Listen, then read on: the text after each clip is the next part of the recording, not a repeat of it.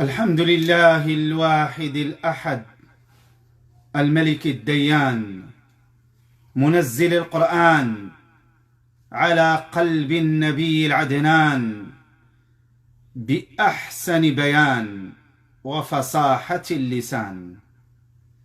الحمد لله الذي لا إله إلا هو ولا رب سواه، فله الحمد في الأولى وله الحمد في الآخرة.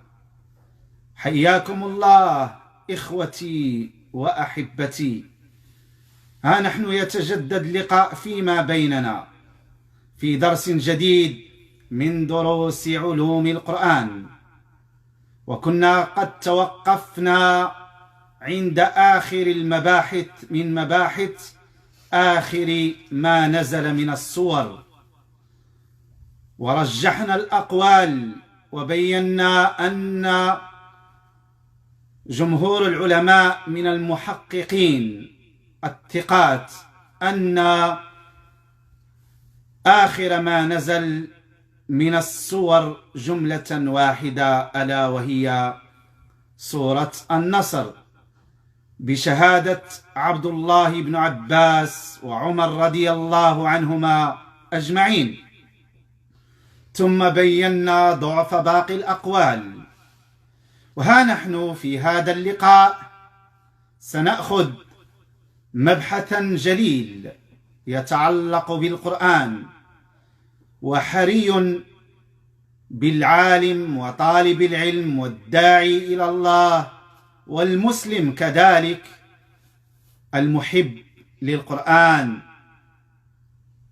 أن يفهم هذا المبحث، ألا وهو باب المكي والمدني. والصحابة رضي الله عنهم اعتنوا بأسباب النزول ونزول الآيات والسور، واعتنوا بالمكي والمدني والناسخ والمنسوخ، وهذا يعين على تدبر القرآن وفهم كلام الرحمن المنزل على قلب النبي العدنان. والدليل على أن الصحابة رضي الله عنهم اعتنوا بالمكي والمدني وأسباب النزول وأماكن النزول ما جاء صحيحا عن عبد الله بن مسعود رضي الله عنه قال: والله الذي لا إله غيره ما من آية نزلت في كتاب الله إلا أنا أعلم أين نزلت وفيما نزلت. وكذلك جاء عن علي بن أبي طالب رضي الله عنه قال: سلوني فوالله لا تسألوني عن شيء إلا وأنا أعلم أي سورة نزلت في ليل أم في نهار أم في حضر أم في سفر. والأقوال كثيرة، وعلى رأسها قول عبد الله بن مسعود رضي الله عنه، هذا الحبر الأمة، حتى كان يقسم بالله: والله الذي لا إله غيره ما من آية نزلت في كتاب الله إلا أنا أعلم أين نزلت وفيما نزلت، ولو أعلم أن أحدا أعلم بي من كتاب الله تبلغه المطايا لشددت الرحال إليه، في معنى كلامه رضي الله عنه. لهذا العلماء رحمهم الله اعتنوا بالمكي والمدني، وألفت الكتب. وفي كل كتب علوم القرآن مثل البرهان للزركشي رحمه الله، أو الإتقان للإمام السيوطي رحمه الله، أو كذلك هذا الكتاب الذي نتدارسه مباحث في علوم القرآن أو دراسات في علوم القرآن للشيخ الدكتور فهد الرومي، وكذلك في مباحث علوم القرآن لمناع القطان وغيرهم، كلهم ذكروا هذا المبحث العظيم المكي والمدني. وقلنا أن أقدم الكتب التي وصلت إلينا للعلماء رحمهم الله هو كتاب للإمام الزهري اسمه تنزيل القرآن، وهو أقدم كتاب للمكي والمدني. وهناك كتب معاصرة ورسائل معاصرة تختص بالمكي والمدني، وهي مهمة وهي محققة، فلله الحمد في هذا الزمان الله من علينا وجمع لنا خير الأولين والآخرين في العلم وفي الحق واتباع الحق، ويسر لنا الوسائل التي كانت صعبة على أسلافنا الصالحين. ومن الرسائل المهمة المحققة هناك رسالتين: رسالة للباحث عبد الرزاق حسين، له هذه الرسالة بحث فيها من الفاتحة، من سورة الفاتحة إلى الكهف، إلى الإسراء، من سورة الفاتحة إلى الإسراء، بحث صورها وآياتها وحققها، وهي رسالة قيمة. وكذلك هناك رسالة أخرى للنصف الآخر من القرآن للدكتور محمد الفالح، وقد درسها من سورة الكهف إلى سورة الناس. هذان المبحثان جليلان عظيمان محققان، فحري بالعالم وطالب العلم والمهتم بالقرآن أن يرجع حتى يستفيد ما هو المكي والمدني، حتى يتدبر القرآن، وهذا يعين على التدبر. إذن والتدبر مطلب عظيم، أفلا يتدبرون القرآن؟ الله يحبه ويرضاه، بل تدبر آية أو تدبر سورة واحدة، كما قال عبد الله بن عباس رضي الله عنه: تدبر سورة واحدة خير من ختم القرآن كله عند صاحبه يهده هدا. نعم، لأن تدبر القرآن لنا أجر القراءة وأجر التدبر، وأجر التدبر هو أعلى منزلة ومرتبة في الدرجات العلى من أجر التلاوة. نعم إخوتي أحبتي، إذن هنا ما هي طرق الصحابة رضي الله عنهم في بيان السور المكية من السور المدنية؟ الطريقة الأولى أن ينصوا صراحة، أن يقولوا هذه السورة مكية أو هذه السورة مدنية. ومن أشهر الآثار في هذا جاء عن اثنين من التابعين، عن عكرمة والحسن البصري، نصوا على هذا، ونقلها الإمام السيوطي وغيره من أصحاب المؤلفات في علوم القرآن. والطريقة الثانية من بيان الصحابة رضي الله عنهم للمكي والمدني أن ينص أحد الصحابة فيقول: هذه السورة أو الآية نزلت في كذا أو كذا، أو نزلت هذه السورة في كذا وكذا. مثلا عائشة رضي الله عنها تقول: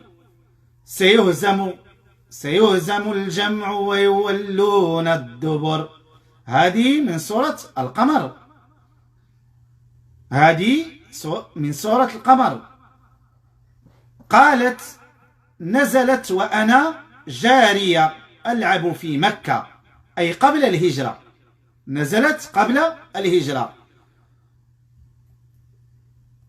ولكن هذه الآية كانت تتلى في شأن غزوة بدر الكبرى، وغزوة بدر جاءت بعد الهجرة في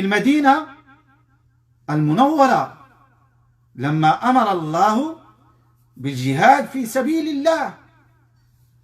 ولكن كانت عائشة رضي الله عنها تسمع هذه الآية وهي جارية تلعب في مكة، إذن سورة القمر مكية.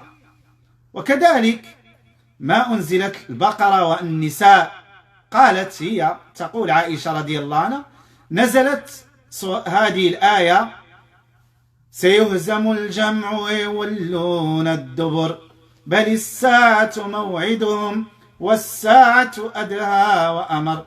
قالت نزلت وأنا جارية ألعب في مكة، وما أنزلت البقرة والنساء إلا وأنا عند النبي صلى الله عليه وسلم في المدينة. هذا نص من عائشة رضي الله عنها وأرضاها. كذلك الأثر المشهور عن عمر بن الخطاب رضي الله عنه عند البخاري ومسلم أن اليهودي لما سأل عمر قال أي آية فيكم نزلت يا أمير المؤمنين؟ نزلت فيكم معشر المسلمين، لو نزلت فينا معشر اليهود لاتخذناها عيدا. قال وما هي؟ قال اليوم أكملت لكم دينكم وأتممت عليكم نعمتي.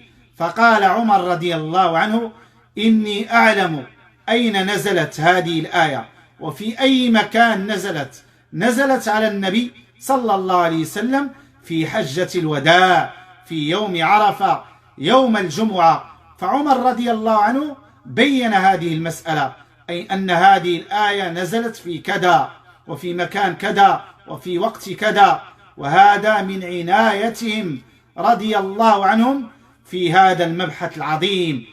كذلك صورة ثانية من صور بيان الصحابة رضي الله عنهم للآية، مما يتضمن هذا أيضا أسباب النزول. إذا أخبر الصحابي رضوان الله عليه بسبب النزول فإنه يتضمن أين نزلت الآية. يعني مثلا حادثة الإفك وقعت في المدينة، أغلب سورة النور، بل قال العلماء كل سورة النور نزلت في المدينة، لأن هذه كلها من المسائل التي تدل على النزول، أين نزل وفي أي وقت نزل، وهذا يتضمن أسباب النزول. كذلك كيفية معرفة المكي والمدني، كيف نتعرف على أن هذه الآية أو السورة مكية أو مدنية؟ هناك طريقتان نص عليهم العلماء رحمهم الله أهل الاختصاص. قالوا الطريقة الأولى نقلية سماعية، طبعا ليس من النبي صلى الله عليه وسلم، لم يكن يحتاج إلى أن يخبر أن هذه الآية نزلت في مكة أو نزلت في المدينة، وإنما نقلية سماعية نعني بها عن طريق الصحابة رضي الله عنهم والتابعين وأتباع التابعين، كما ذكرنا من أقوال عائشة رضي الله عنها وحديث عمر رضي الله عنه. والطريقة الثانية هو اجتهاد قياسي، هذا هو النوع الثاني لمعرفة المكي من المدني، إما نقلي سماعي وإما اجتهادي.